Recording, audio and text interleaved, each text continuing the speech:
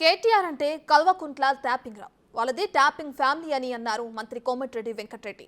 కేసీఆర్ చేసిన పాపాల వల్లనే రాష్ట్రంలో వర్షాలు పడలేదని ఆరోపించారు. సికింద్రాబాద్ పార్లమెంటు స్థానంలో దానం నాగేందర్ని గెలిపించుకుంటామన్నారు.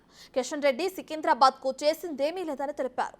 తుక్కుగూడలో జరగబోయే సభను చరిత్రలో నిలిచిపోయే విధంగా విజయవంతం చేయాలని ప్రజలకు పిలుపునిచ్చారు. హరీష్ రావు మాట్లాడిన దానికి అర్థం లేదు. మా కేటీఆర్ అంటే కల్వకుంట్ల టాపింగ్ రావు మాట్లాడేదానికి అర్థం లేదు. కేటీఆర్కి టాపింగ్ రావు అని పెట్టాం. కేసీఆర్ గారు పంట పొలాలు ఎండిపోయినాయి అంటుండు. పంట పొలాల బాధతో కాదు, బిడ్డ జైల్లో ఉన్నందుకు ఆ ఫ్రస్ట్రేషన్లో ఏం చేయాలో డైవర్ట్ చేస్తానికి పంట పొలాలు అంటుండు. ఆగస్టులో వర్షాలు రాలే. వర్షాకాలం ఆగస్టు.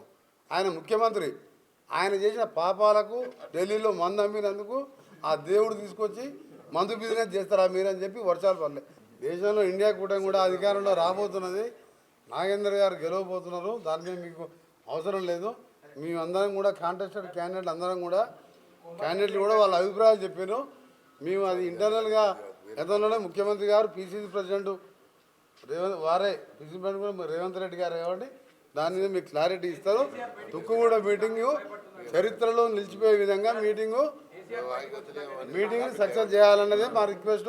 తెలంగాణ ప్రజలందరికీ అదే రిక్వెస్ట్ చేస్తున్నాం. తెలంగాణ ప్రజలందరికీ కూడా రిక్వెస్ట్ చేస్తున్నాం. ఈ చరిత్రలో నిలిచిపోయే మీటింగ్గా ఉండాలి. మా దేశ మేనిఫెస్టో ఈరోజు మోడీ గారిని గద్దెదించే మీటింగ్ అది.